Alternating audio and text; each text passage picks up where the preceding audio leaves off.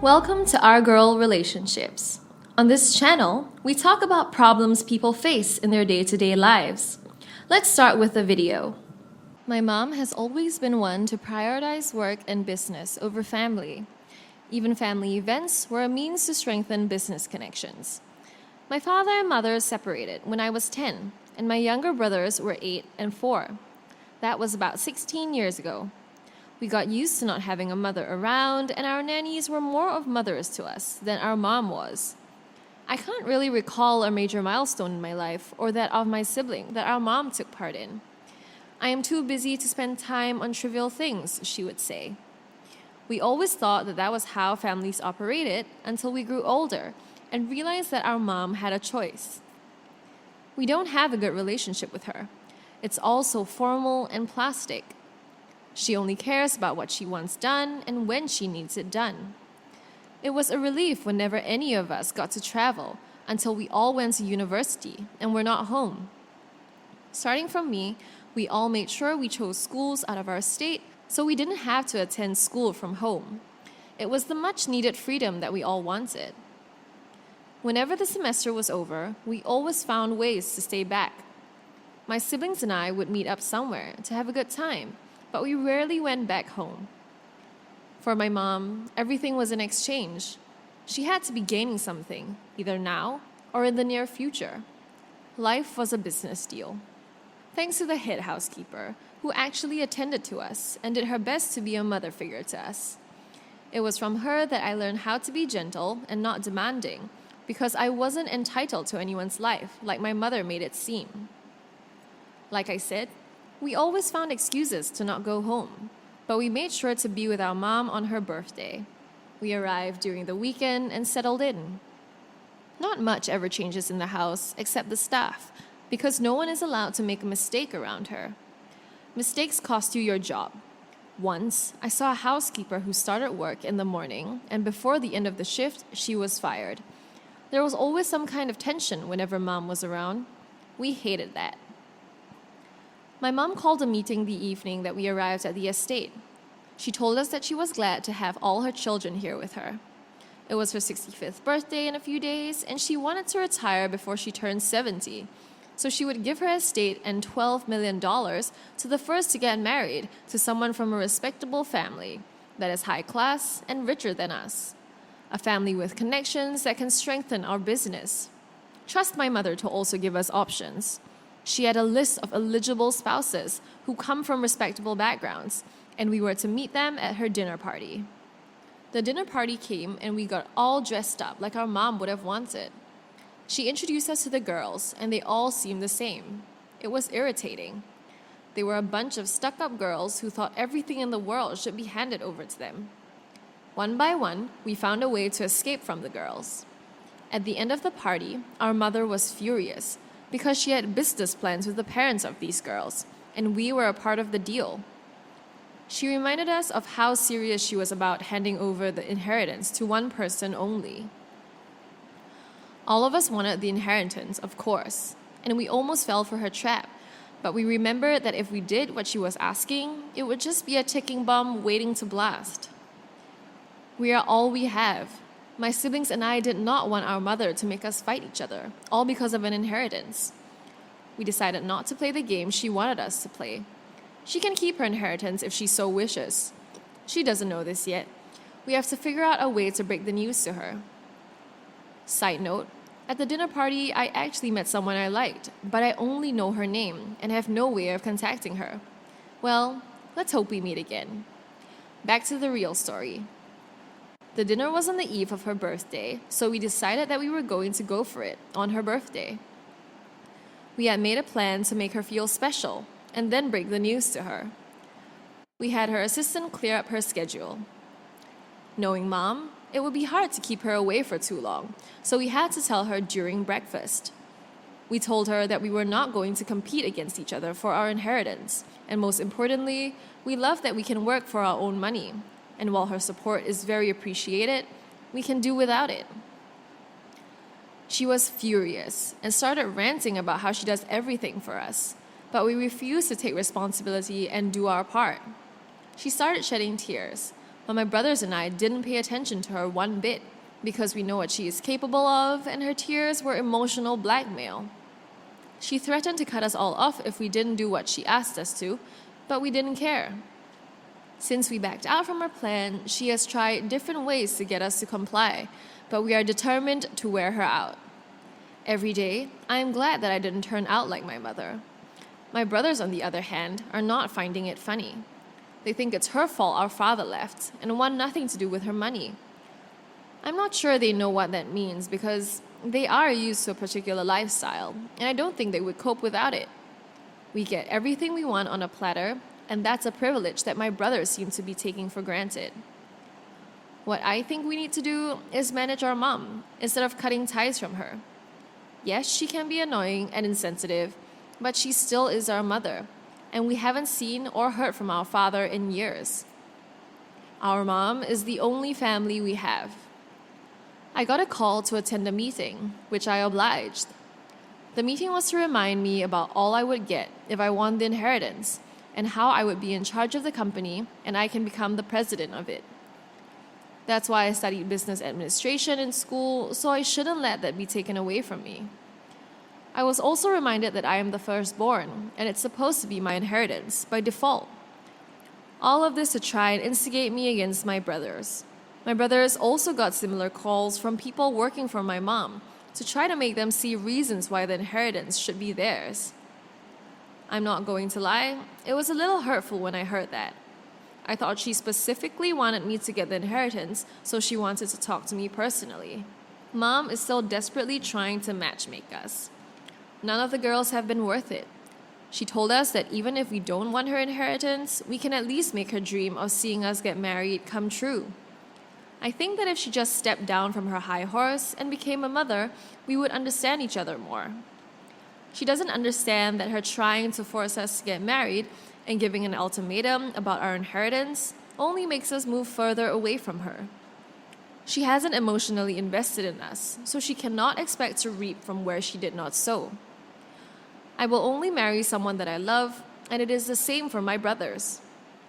It's amazing how, even after the demise of our parents' marriage and how dysfunctional our family is, we still believe in love. God really did a number on us. My brother and I decided that it was time to let our mother know that we are her family and not pawns in her game. We want her love, and we want to be a happy family. We may be 3 grown-up men, but we still crave our mother's love. We had never told her this before, or even insinuated it, but the stunt she tried to pull gave us the courage to.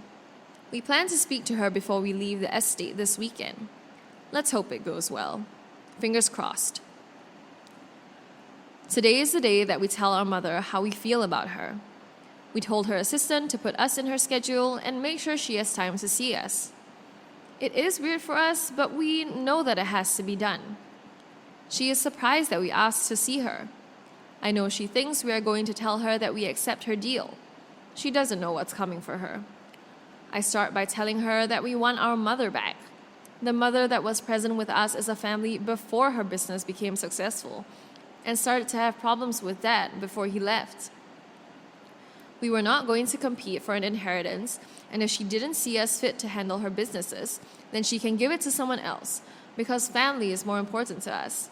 And her asking my brothers and I to fight for it in that way was going to tear us apart, and we would rather not risk it. She started to cry and apologize and say that she went too far. She mentioned that after our father left, because of her, she thought that she had failed as a mother and didn't know how to behave with us. She thought that we would hate her, so she just buried herself in more work to make sure that she could at least provide for our every need. She wished that it would at least compensate for all that she did. She said that it was her fault that our father left because they started to have problems because she was never home and always focused on her business. It just started then and needed all of her time. She missed him, but she made the tougher discussion to work on her business because she thought it was a worthy sacrifice and our dad wouldn't understand. He didn't, and they started to grow apart, and he cheated on her and fell in love with someone else who gave him time and was present. So he left. She never stopped blaming herself since then. Now, we understood her drive to make sure her business worked, because if she lost her marriage because of it, then the business had better be worth it. I'm happy that we are now on the same page about being forced to marry someone because of a business connection. Now, we don't have to compete for our inheritance, and best of all, we have our mother back after so many years. No a-holes here. Your mom was so focused on the wrong things that she forgot what really mattered. I'm glad you guys were able to sort that out. You're the a-hole. Who cares about family bonding? I would have taken the opportunity to have the inheritance to myself without even blinking. Next story. So my sister went through a very bad breakup with her ex-fiancé, and he doesn't care about their 2 kids at all. Because of this, my sister was a single mom for a long time. And as her only other sibling and sister, of course I helped her when she asked. I work from home, and my job allows me to watch children as well, since it's very simple. So taking care of my 2 well-behaved nieces and nephews isn't a problem for me, since my sister can't afford childcare. My sister received no child support, so if it was helping her, I was fine with it. She told me that she doesn't want child support because she didn't need it, and is doing fine without it, and she never wants to speak to her deadbeat ex again. 8 months ago, my sister started dating this guy, and I was so happy for her. 2 months ago, my sister just randomly brought up that he has a daughter to me, casually, in a story she was telling me about him. I was surprised since she never had before. I had to stop her and say, "Wait, what? He has a kid too?" She said that he's not in the daughter's life because the mother is a horrible person, and this and that, and they cheated on each other, and it's too difficult. So I said, "Okay." She's constantly telling me about how this guy is the best father figure to her kids, and that they call him dad, and he spends all this money on them. I asked, what about his daughter? And she gets mad and says to stop bringing up that he has a kid, and she should have never told me. I asked her how she's comfortable dating a deadbeat, but always complains about her ex being one. I told her he also tells the same story to other women about her being too difficult to co-parent with, and that's why he's not in her kids' lives. She got mad at me and told me to mind my own business. I told her that since this guy is her new kid's stepdad, he can also pay for their childcare. I told my sister that since she's dating a deadbeat, I'm not going to be her childcare, since the only reason I'm watching her kids is because she cannot afford childcare on her own. And since she refuses to put her ex on child support because he's a deadbeat, then she's a hypocrite. She said he would never pay that, and that if I stop being her childcare, she's gonna have to put her ex on child support to pay for it. And she doesn't want to reintroduce him in her or their kids' lives. And apparently I'm overreacting and I'm the a-hole. Am I? She refuses to put her ex on child support because he's a deadbeat. Not the a-hole. She needs to put her ex on child support. You aren't responsible or obligated to be her childcare. That's her ex's job. I don't know what she's doing. Also, that wasn't a dumb reason. It's the truth. Not the a-hole at all. First of all, you have no obligation to watch your sister's kids, and you are well within your rights to refuse to continue doing so for any reason you want. Your sister is the a-hole for not pursuing child support and instead relying on you to watch your kids. If she was getting child support, she could pay for someone to watch her kids. So for her to say she doesn't need it because she is doing just fine is nonsense. She doesn't need it because you are watching her kids for free. You're not overreacting, and you aren't required to watch your sister's kids. If she wants to continue being a hypocrite, not accepting child support from her deadbeat ex while supporting a deadbeat current, that's on her. But you don't have to be a part of it. Next story. I, 21F, have a 2-year-old boy with my husband, 21. My parents disowned me for having sex before marriage, specifically with a white guy. But my husband's family have been wonderful, and I appreciate them a lot. All of them except his maternal grandmother. She doesn't like me because she thinks I'm a gold-digging immigrant. I thought old ladies like her only existed in movies, honestly. Anyways, My son has blonde hair and blue eyes like his father, but has curly hair like me.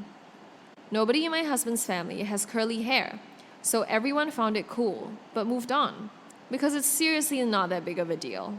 My husband's grandmother is another story. She's been saying, hair like that does not run in this family, and other similar things, basically implying that my husband is not the father, which is insane because the two of them are identical. She's obviously saying it to bother me and my husband, and his family confirmed this as well. It's gotten more frequent since we got married late last year. My husband's family had a small dinner party yesterday, and for some reason, his grandma started telling my nieces, my sister-in-law's kids, 12 and 14, that my son isn't a part of the family because of his hair. After about 30 minutes of the three discussing my son's blood relation to them, I went to my husband's grandma and asked her what her deal was. I admit that I was shouting and called her insufferable and an irritating bug that you just can't get rid of. I then asked her if she cheated on her husband because her children don't have his green eyes. She started crying and told me to stop being ridiculous. I just called her a hypocrite. After everyone calmed down, my husband's grandma told me that she knew I wasn't as innocent as I pretended to be, and that I need to learn to respect people older than me. Her husband agreed and said that he's never had an issue with me, but I went too far today, especially since I'm aware that his wife has health problems. My husband, his sisters, and father say I did good, but his mother is begging me to apologize because her mother is very ill and old, and she doesn't know any better. It's only an apology, and I don't even have to mean it. But I just can't. Maybe I'm being oversensitive like she said. Am I the a-hole? To anyone who may be wondering, I'm South Asian. Yes, my son is white passing. Blue eyes run in my mother's family, but it's not very common. And yes, South Asians can have blue eyes. Also, my husband has told his grandmother to stop multiple times. He isn't close to her or his grandfather for a whole lot of reasons. He was not in the room when the whole thing happened, but I'm pretty sure he would have said worse due to their history. Not the a-hole. Don't apologize. That grandma does not get a free pass because she is sick, and definitely not for being old. She knows what she is saying is wrong, it's hurtful to you and your son, and it should not be condoned by anyone. Granny needed telling off, and you did that. If you apologize, you're telling her it's okay to disrespect your child and you, and you're giving her a green pass to do it at will. Do not apologize. Not the a-hole. Accusing someone of infidelity based on a racist mentality is disgusting and should not be tolerated. More importantly, it wasn't her first time saying nonsense like that. Being old or ill is not an excuse for being such a huge a-hole. And I, for one, feel frustrated about people who enable elderly a-holes because of this reason. Don't apologize. She might be old, but she needed that lesson before her death. Not the a-hole. So just because she's old, she gets a free pass for insulting you and your kid and being absolutely hateful and disrespectful? Absolutely not. And when you do the same once, you're the bad one? Yeah, no.